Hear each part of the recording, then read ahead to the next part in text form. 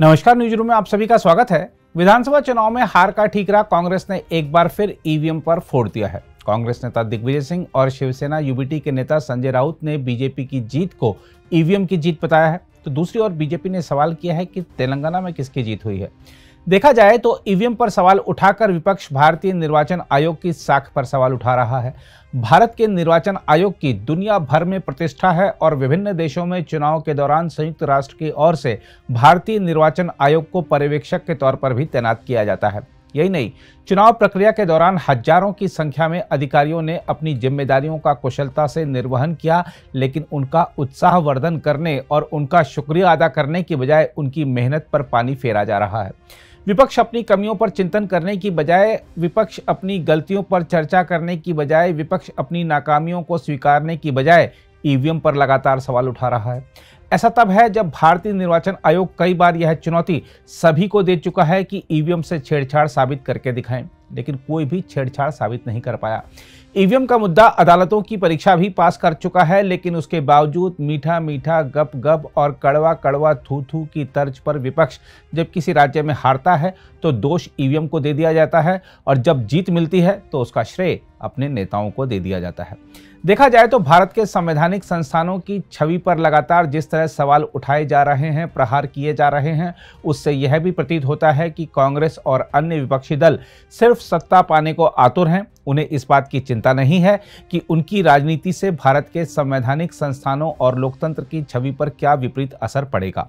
जो भी दल ईवीएम पर सवाल उठा रहे हैं, वह सभी ईवीएम के माध्यम से आए जनादेश के चलते सत्ता भी प्राप्त कर चुके हैं। अब आपको बता दें कि शिवसेना यूबीटी नेता संजय राउत ने कहा है कि मध्य प्रदेश, छत्तीसगढ़ और राजस्थान में बीजेपी को मिली जीत लोगों के समर्थन को नहीं दर्शाती, बल्कि यह ईवीएम का जनादेश है। संजय राउत ने कहा है कि चुनाव परिणाम अप्रत्याशित और आश्चर्यजनक हैं, लेकिन हम लोकतांत्रिक प्रक्रिया का सम्मान करते हैं। उन्होंने कहा, जब जनादेश आपकी पार्टी के खिलाफ जाता है तो उसे स्वीकार करना पड़ता है। बहरहाल मध्य प्रदेश के नतीजे हमारे लिए चौंकाने वाले ही नहीं बल्कि स्तब्ध करने वाले हैं, ऐसा उन्होंने कहा कि 4 में से 3 राज्यों के चुनाव नतीजों को ईवीएम का जनादेश माना जाना चाहिए और इसे उसी रूप में स्वीकार करना होगा। उन्होंने कहा, मैं बीजेपी को चुनौती देता हूं कि वे मतपत्र से चुनाव कराएं और हम परिणाम देखेंगे। राज्यसभा सदस्य संजय राउत ने निर्वाचन आयोग से उन लोगों का संज्ञान लेने की मांग की जिन्हें ईवीएम की प्रामाणिकता और उनके काम करने के तरीके पर संदेह है। वहीं जम्मू कश्मीर के पूर्व मुख्यमंत्री और गुपकार नेता फारूक अब्दुल्ला ने कहा है कि जब ईवीएम आई थी तभी हमने कुछ सवाल उठाए थे। उन्होंने कहा कि इन मशीनों को दुरुस्त करने की जरूरत है ताकि जनता इन पर विश्वास कर सके। ईवीएम के बारे में पहले भी सवाल उठे हैं, ये कोई नई बात नहीं है। हम लोगों ने भी जब ये ईवीएम आया था उस वक्त भी हमने ये सवाल उठाया था इलेक्शन कमीशन के सामने।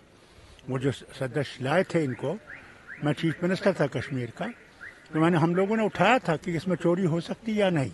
उसे उनने माना कि हो सकती है, मगर ये बहुत बड़ा मुल्क है, इसमें ऐसी चीजें जरूरी हैं। इस मशीन को और अच्छी तरह से ठीक करना पड़ेगा कि चोरी ना हो सके, लोगों का जो है ना वो विश्वास उठ ना जाए इस मशीन से। विपक्ष के इन आरोपों पर प्रतिक्रिया देते हुए केंद्रीय मंत्रियों ने पलटवार किया। कांग्रेस नेता दिग्विजय सिंह के ईवीएम वाले बयान पर केंद्रीय मंत्री गिरिराज सिंह ने कहा, विपक्ष के लोग जब जीत जाते हैं तब ईवीएम पर सवाल नहीं उठाते हैं।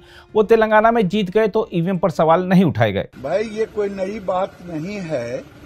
विपक्ष जब जीत जाते हैं, तेलंगाना के जीत पर नहीं ईवीएम उठाए, पंजाब के जीत पर नहीं उठाए, हरियाणा हिमाचल के जीत पर नहीं उठाए। जब ये हारते हैं तब अपनी गलतियों को, अपने ऊपर जो जनता का आक्रोश होता है, जो गिरती हुई साख है, उस विषय को उठाने के बजाय ईवीएम पर उठाते हैं। ये कोई नई बात नहीं है। वहीं साध्वी निरंजन ज्योति ने कहा, 2004 से 2014 तक ये सरकार में रहे तब ईवीएम पर सवाल नहीं उठा। 2004 में सरकार बनी, 14 तक रही, तब ईवीएम पर सवाल नहीं उठा। अभी हिमाचल में जीते तब ईवीएम पर सवाल नहीं उठा। कर्नाटक जीते तब भी ईवीएम पर सवाल नहीं उठा। तेलंगाना जीते। एक तरह से विपक्ष का ना तो ईवीएम पर विश्वास है, न जनता पर विश्वास है, न निर्वाचन पर विश्वास है, न कोर्ट पर विश्वास है। अब जनता के जनादेश को इस तरह से नकारना, मुझे लग रहा है कि ये बहुत छोटी सोच है और विपक्ष को इसको स्वीकार करना चाहिए। मोदी जी का आज जो करिश्मा है वो करिश्मा जादुई नहीं है, काम किया है। तो गरीब तबके के लिए काम किया, घर दिया, घर नहीं था उसको आवास दिया, शौचालय दिया, गैस चूल्हा दिया, सम्मान निधि दिया। इतनी योजनाओं के माध्यम से गरीबों को लाभान्वित किया। वो लाभार्थी प्रधानमंत्री जी के साथ जुड़ा हुआ है और गारंटी मोदी जी की है। उस गारंटी के कारण मोदी जी पर विश्वास लोग कर रहे हैं। अगर आप भी लेना चाहते हैं देश दुनिया की तमाम जानकारी तो आज ही सब्सक्राइब करें हमारे चैनल को। साथ ही नीचे दिए बेल आइकन को जरूर दबाएं ताकि हर अपडेट आप तक पहुंच सके।